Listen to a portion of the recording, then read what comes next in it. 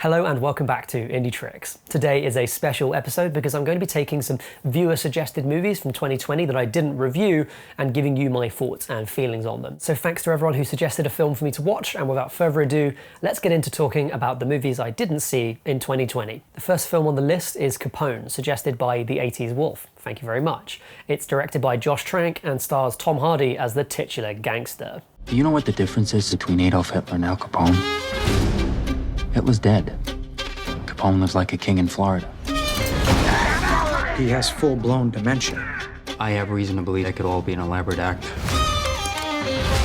What's this about? We have information that your client may have tucked away a very large sum of money. This one got some really divisive, kind of critical reaction at the time that it came out, and I think watching it I can really see why. The trailer definitely positions the film as being a sort of like one last gasp gangster movie, where it's about this gangster struggling with his legacy and sort of like going in for one final job, or like stopping his stuff from being attacked by other gangsters in the twilight years. And that's not really the case. It's much more of a psychological drama about Capone and what it's like for him to be ailing. When we first meet Capone, he's really struggling with the late stage issues that come with severe syphilis infection, which is essentially like a degradation of your brain matter. It comes out something like dementia. It has hallucinations involved, a really horrible thing. Now the upshot of that is that we get Tom Hardy in a kind of inch-thick makeup and with an even weirder accent and vocal delivery than he's usually known for. So, you know, you're really in for a kind of erratic Hardy performance when the film starts with him chasing children around his gigantic manor out in Florida. And there's a great supporting cast, but Hardy really is the star of the show here. It takes a while to get used to his performance, like it does sometimes with his roles in movies, but I think it's a really fantastic one and a very interesting take on that character. We often see portrayals of Capone in the prime of his life, when he's this like really feared gangster, when he's kind of like completely erratic. And here we get to see kind of shades of that character come out, but also they're stuck under these layers of like trauma and pride and him dealing with this degenerative illness. So we see Capone as kind of thinking about the Valentine's Day massacre and threatening people around him, fighting off these FBI people who he feels are observing him. Whether or not that's true is not really clear because he's got all these paranoid fantasies. But we also see him like incontinent and in horrific pain, and also struggling with some of the things that he did. You know, how he feels ethically about his past, not just the people he killed, but also things like illegitimate children that he left behind. Now, I love that idea for the film, and there's a central metaphor that really helps encapsulate it.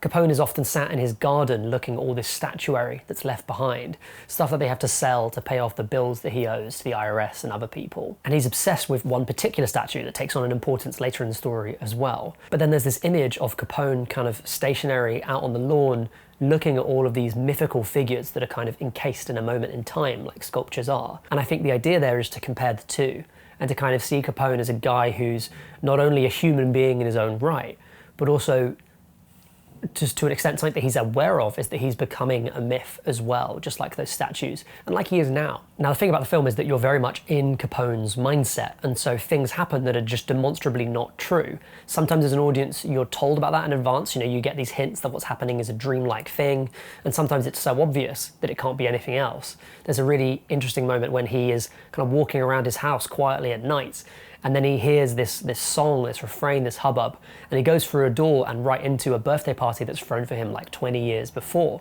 And of course he mutters his way through Blueberry Hill, which is a really wild thing. But most moments aren't like that. You know, you watch something that you think's happening and then you find out that it isn't happening or hasn't happened or happened years before. And the film, to some extent, becomes too slippery for its own good. You know, the tone of the movie is weird, it's all over the place, and that big gangster movie that the trailer kind of sells it as comes and goes over the course of the film, kind of with Capone's faculties as they come and go as well. And at the end, you're not really sure what you're supposed to be holding on to and what you're not, which can work, but I think in this context doesn't quite work. It doesn't really come to much. But it's interesting to see another film from Josh Trank, who was kind of a new kid in Hollywood who everyone thought would make interesting things, and then crashed and burned with his first movie, really, which is Fantastic Four, to the point that he was pulled off other movies. And it's interesting to see him here take on a much smaller film in scope, and one with a lot more character work in it, much more like Chronicle, his first film. And yeah, I'm interested to see more from Josh Trank, especially if he sticks to the smaller stuff, because I think this is really effective. It has some effective moments in it, even if it doesn't really hang together as a movie. I'm just now realizing that I'm supposed to like put up the trailers here so that you can see them. That would have been cool, wouldn't it? I'll do it now. Just pretend it's been up there for Capone, okay? Just like him, there you go, here's the tie-in. Just wipe your mind and think about it as if that was how it went. Perfect. The next film I watched is Gretel and Hansel, suggested by Trevor Jones, who's been a long-time viewer and commenter on indietrix. Hi, Trevor. Trevor actually suggested 2 films, so you'll see another one later on. But for now, let's talk about this bizarre fantasy horror. A fairy tale has a way of getting into your head, even before you hear it. Somehow you just know it. And it always went like this.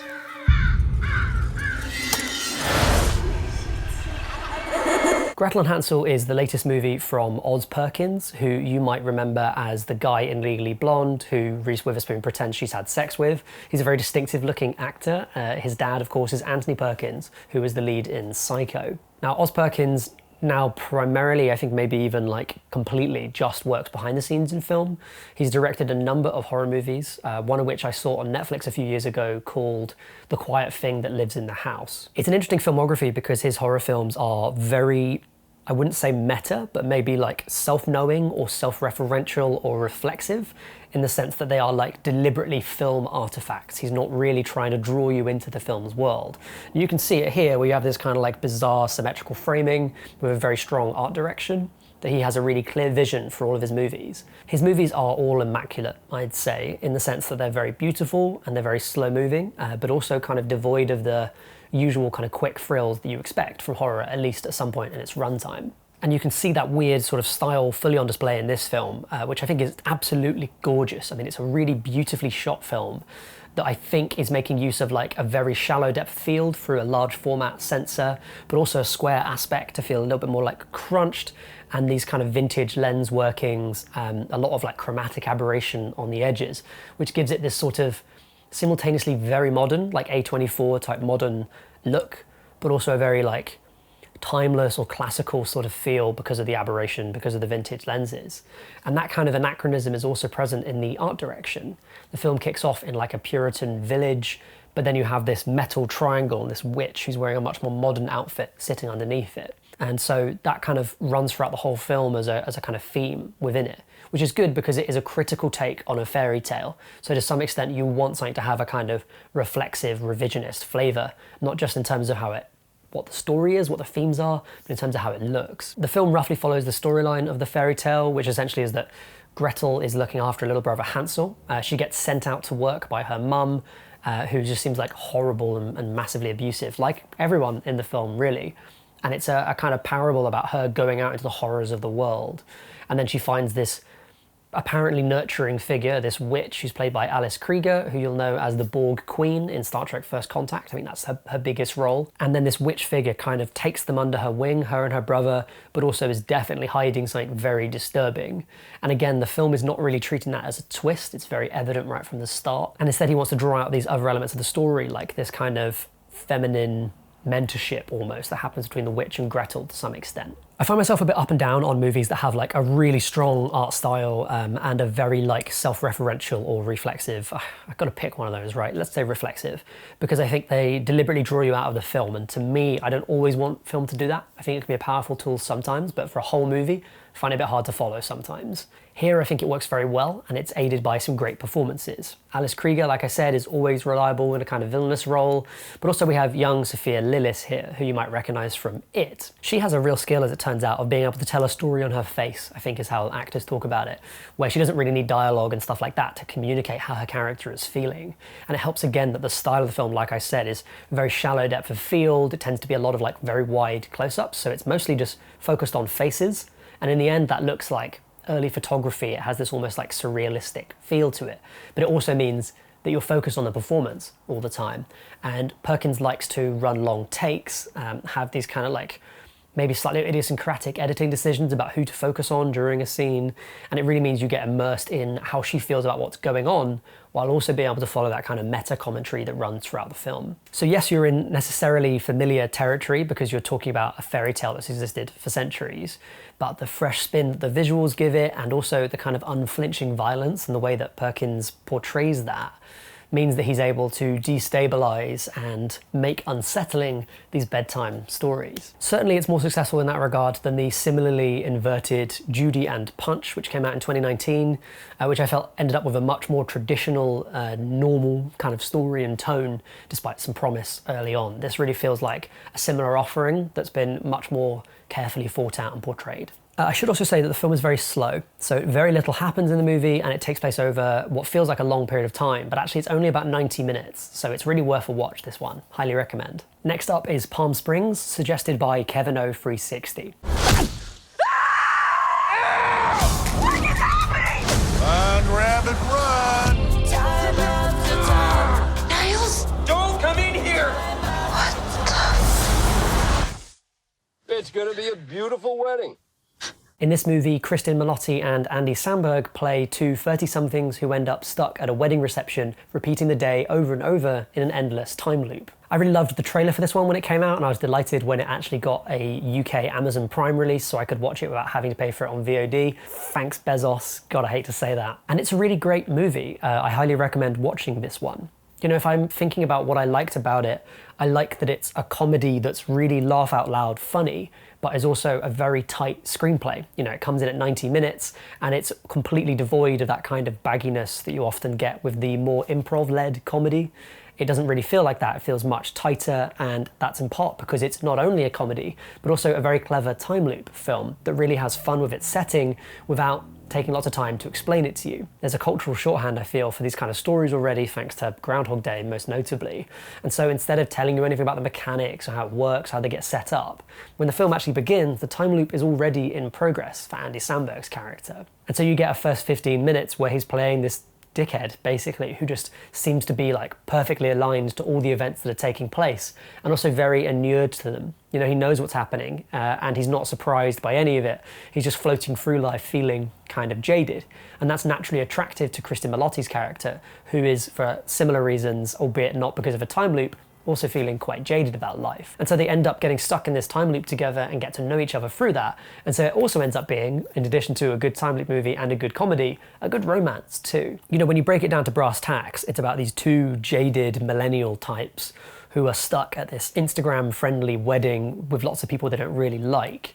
And they're struggling to kind of understand what the point is, what's coming next for them, like what they're supposed to do with their lives.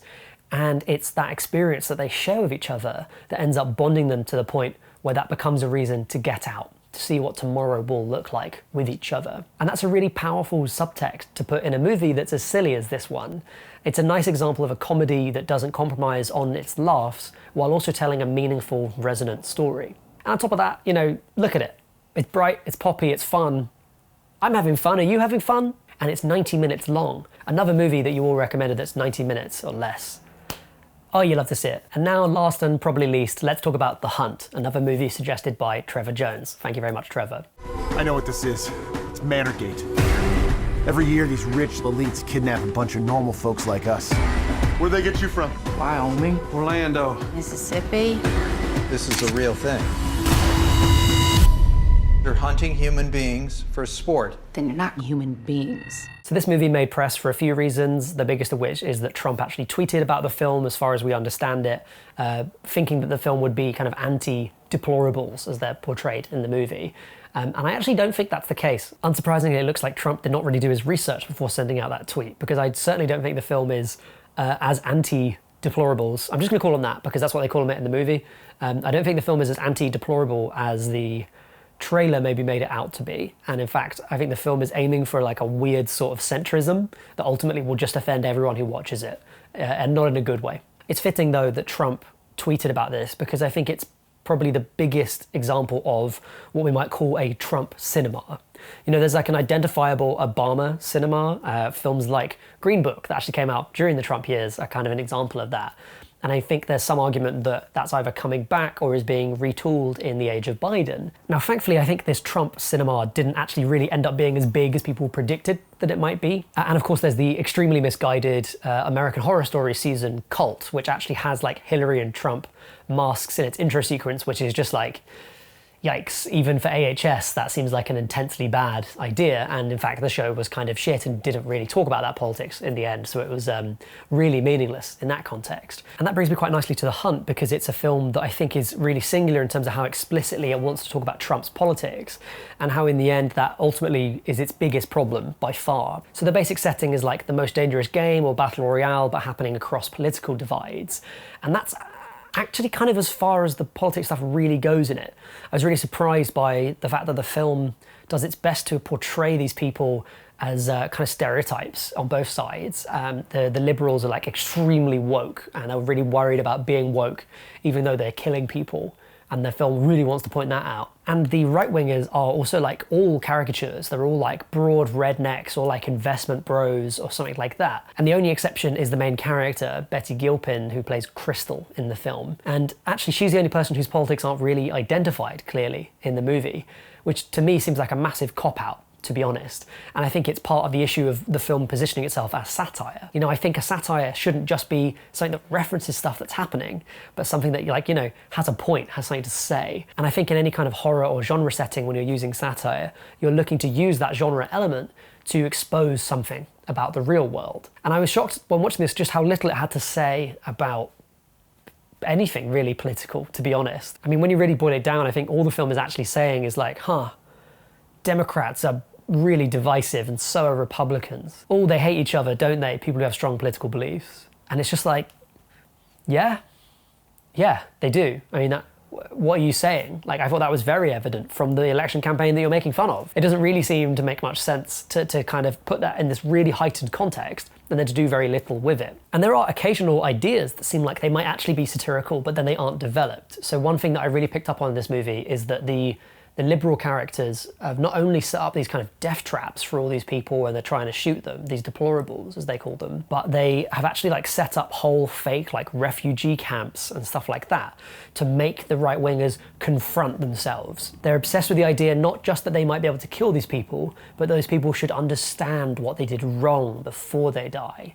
And that to me has some really interesting commentary to make about how liberal politics is often about how people publicly identify or talk about their beliefs as opposed to like what their lives are actually like. And that might be a good satirical point, for instance. But the film makes absolutely no attempt to develop that into something. You know, it could get really absurd. You could go to like a Synecdoche, New York level with it and have the world increasingly bigger and then have it be, you know, still all in the control of the elite. That'd be great. And likewise, you could also use it to satirize the fact that the Republicans, when Trump was in office, spent 2 years where they had complete control of government, still talking about how they were, you know, the vocal minority and how they were being suppressed by like woke people, stuff like that. Things that they've actually gone back to now and haven't dated as much as what is in the film. But no, not really interested in talking about that. As for the movie itself, I thought that it was pretty good, apart from the politics, which unfortunately is the whole film. The horror elements of it are really well done. It does some interesting twisty stuff with its plot. Some of it is less successful than others, and it has a tendency to reuse its best kind of gags over and over again, but there is something there in the movie. And I think director Craig Zobel did a good job with this. He did the famously nasty Compliance back in 2012, and this is, at its best, kind of similar to that, like it's trying to say something uncomfortable about people. And so weirdly, I think the politics that have made this so newsworthy and so, like, to be honest, identifiable on a crowded horror market are actually its weakest point, and it's where the film has the least to say. All I think the politics really does in the end is date the movie. And watching this now, like only 4 months after Trump left office, it feels incredibly dated. And that's not because the world has changed that much since then, but it's because they're so specific in what they're talking about that they can't help but hang it specifically on Trump. And that seems short-sighted to me. I can't imagine how dated this film is going to feel in 5 years, or even 10. Now that's it from me, and I want to thank again everyone who suggested a movie for me to watch. It's been a blast watching stuff that you really like. And so I wanted to leave you with another question, another thing that you might suggest for this. I wanted to see what your favourite science fiction films are that maybe you feel are underappreciated. What are the hidden gems of the science fiction world? Whether that's a foreign language film that you feel like not enough people have seen, or something that's out of print that you can't easily get hold of to watch anymore, or even something that doesn't necessarily seem like a sci-fi but you feel should be considered to be that. Really interested to hear your thoughts, so do let me know in the comments below. Have a good one, and bye for now.